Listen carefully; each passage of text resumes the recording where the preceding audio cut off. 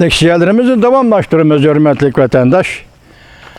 Bugünkü saat 2020 yıl 9. ayının 26. günü hafta şembe.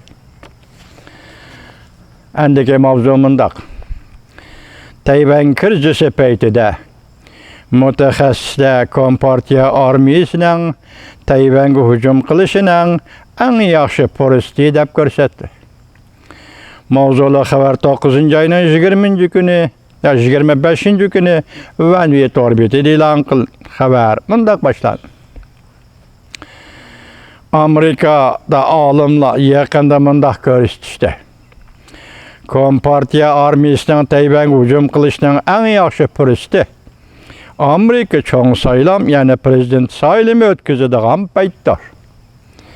Yani 11. ayının 3. gününün aldı kaynıda hücum kılış en yaxşı paytlar.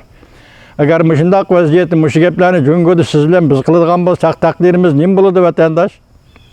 Azı Amerika cüngü düşmelleşip atkanda Amerika'nın alımları nim depti? Cüngü Tayvan hücum kılıdığın payt hazır naytı moyun payti bu kandak gep külkülük gep mu ya ki bir komediye mi nime hürmetlik vatandaş öyle peki. Hücum kılışının en yaxşı polisi Amerika çoğun sayılam. Prezident sayılımı ötküzüdüğün paytlar. Yani 11. ayının 3. gününün aldı kaynıda hücum kılış en yaxşı paytlar. Bu Xitay için de vatkan. Bırak Amerika her bir taraf bunun için allakaçan tayyarlak kılıp koydu başta sözlülük var.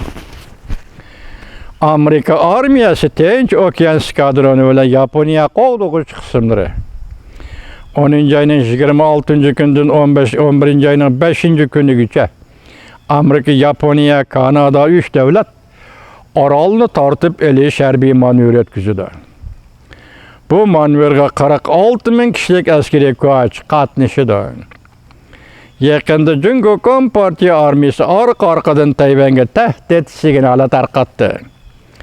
Harbiy aeroplanlar bir qancha qitim Tayvan qirg'oqlari g'arbi-janubiy havo tavalligiga kirib keldi. Tayvan harbiy taraf qo'g'lab chiqargandek bo'ldi. Cumhuriyet Kompartiyasi armiya gazeti yana bir qatam film tarqatdi. Jamoat fikri mundaq hisobladi.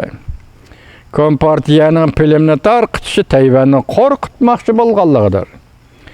Amerika Deniz Armiyasının sabık başlığı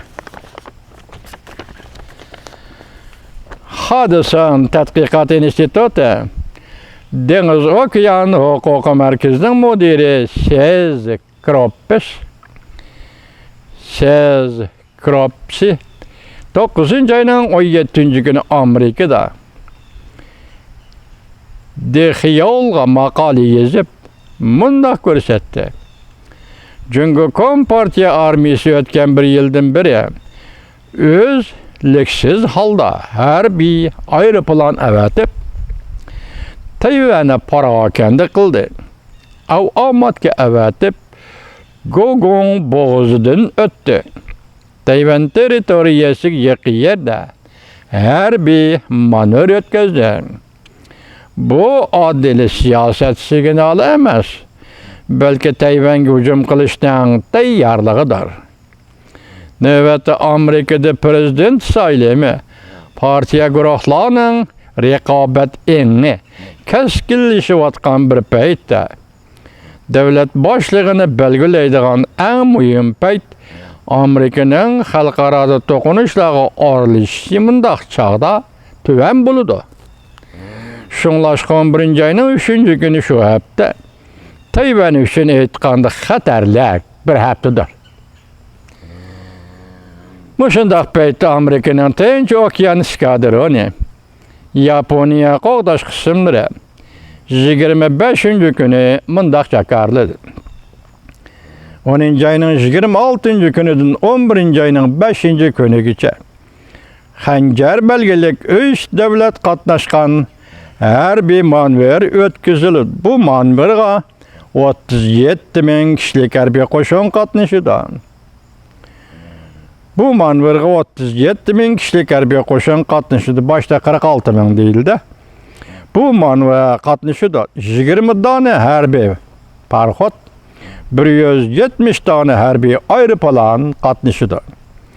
Manver Yaponiya Çongshin nahiyasının atrapıda ötküzülüdü. Uruşqa tayyorlik qilish iqtidori ve tehdit gücünü östürüşüne manver qiladi. Kanadada padişahlık armiyası halifakes killis bu qitimqi harbiy manverga qatnashadi.